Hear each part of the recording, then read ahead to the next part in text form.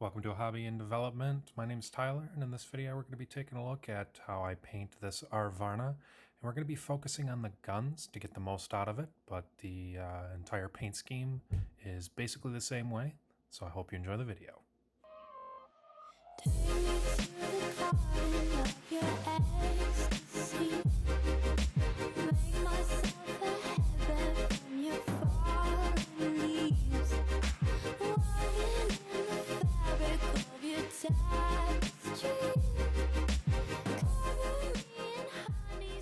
So this is one of the finished arms slash guns that I have done, and in this video we're going to be doing the other arm and how to get that effect to make it look like this.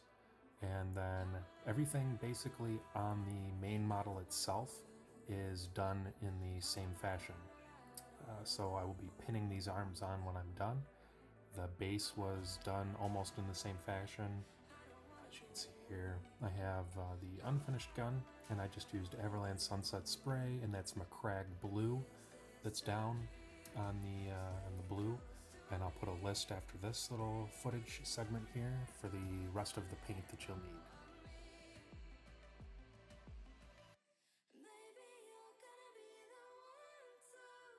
So here we are, starting with the unpainted gun. And the first thing we're going to do is put our paint on a wet palette, which I've already done, and I cut that part of the video out because that's boring, and who wants to see boring. We're going to be taking Calgar Blue, Teclis Blue, Ahriman Blue, and some white Scar, and Macragge Blue. If you need to touch anything up, go back to dark. And you're going to basically wet blend and add layers in decreasing segments along the Macragge Blue area, and slowly build that up from dark to white until you get that glowing effect. And then when we're done with adding the white, to make the white so it doesn't, so that it looks more natural, we're going to take some watered down Ahriman Blue and white and mix it a little bit together to create kind of a glaze going over and allow the blend to look more natural. So if you watch this video, that's what's happening. And I did this, but it's optional, you can darken down the recesses of the Macragge Blue with Dragunov Nightshade, but it's not mandatory considering that we are going to be layering up underneath, and just the Macragge Blue is kind of like the background.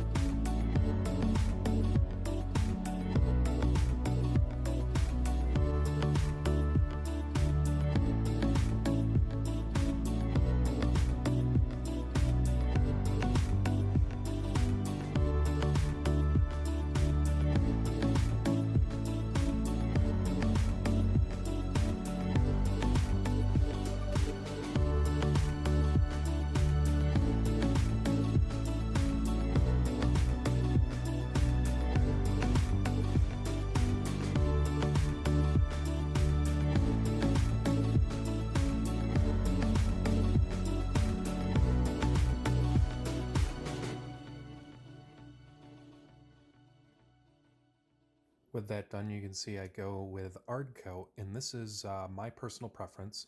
Anything that's going with plasma, I like to make glossy. It just looks more like I think plasma would look. So I'm going over all of the final sections that I've completed with Ardcoat, and I have in fact done the back side of the gun off camera to save a little bit of time. However, it's done in the same exact manner. So apply a good coat of Ardcoat and let that dry, and it'll give you a glossy appearance. I still wonder when it all ran dry. Will it last a little longer? Do you remember when we were much better? I wish we could go back to when we went singing in the rain. We won't fight, we'll be swinging from street lights. I wish we could go back to when we went singing in the rain.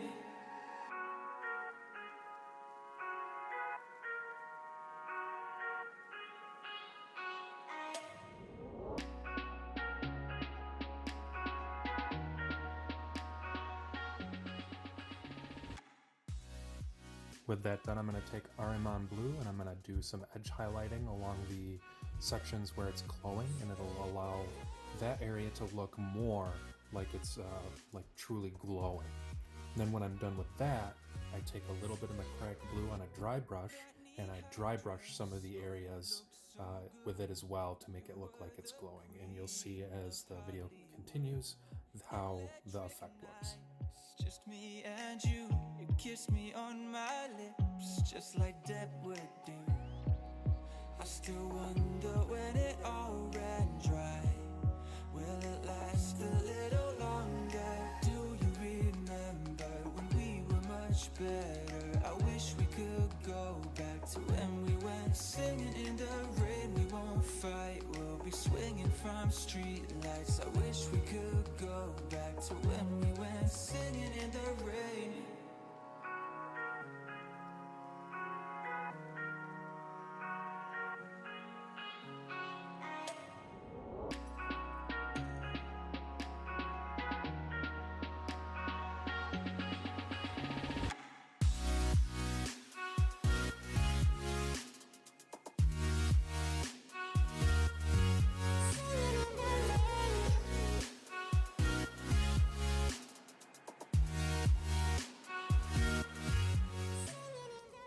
So I already did this on one side. However, in this video, I'm going to pick up where I left off, and I'm going to take Agrax Earthshade and do a pin wash in all of the recessed areas to give depth.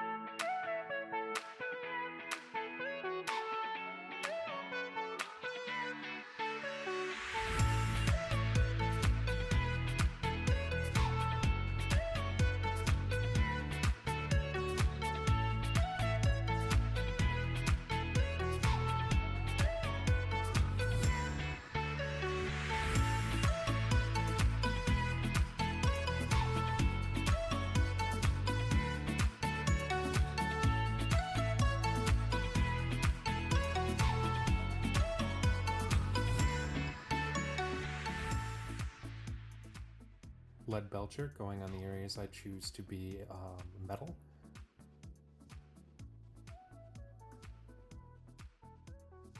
And Balthazar Gold on the areas that I want a brassy color.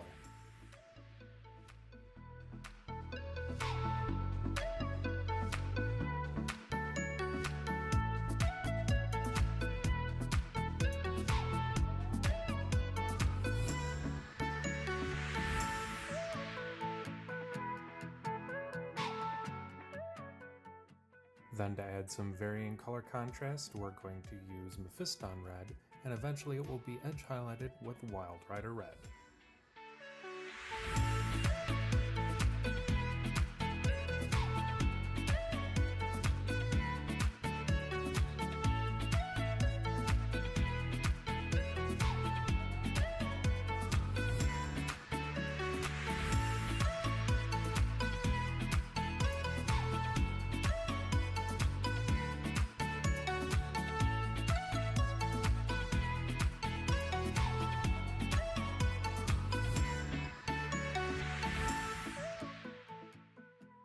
Now, what really sets apart models, in my opinion, is the weathering that is on them and the type of weathering that it is. So this, I take Rhinox hide, and what you do is you're going to put it on a little piece of sponge, and you're going to get most of it out, and then dab it all over the yellow. And then what we'll do after that is we're going to take Ushabti bone and highlight underneath all these natural looking chip marks. And the highlight of Ushabti bone underneath it will kind of simulate how light would reflect on the edge of a chip, and it really brings the model alive. And then here we're going to be doing an edge highlight with Ushabti bone on all the yellow areas. And because it's the same color, when we get to all the little chipping areas, we're going to make sure to highlight the bottom edge of the where the Rhinox hide is in most of the areas to give it a worn, weathered feel.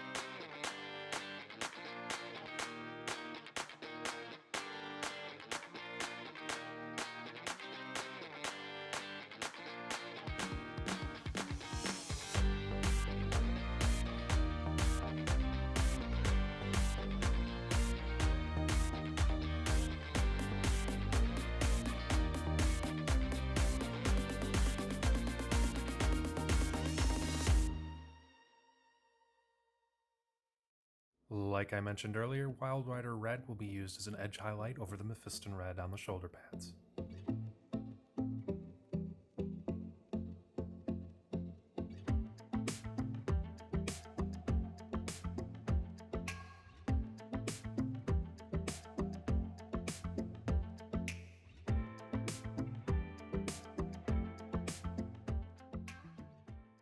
So to finish it off, I use Nuln Oil on all of the silver metallic and Nuln Oil gloss on all of the brass, and that's how I think it looks good. Again, this particular part of the model is representative of how to paint the entire model, so if you want to paint Tau in this scheme or an Arvarna in this scheme, go ahead and follow this video. As always, feel free to like, share, and subscribe, and have a good day.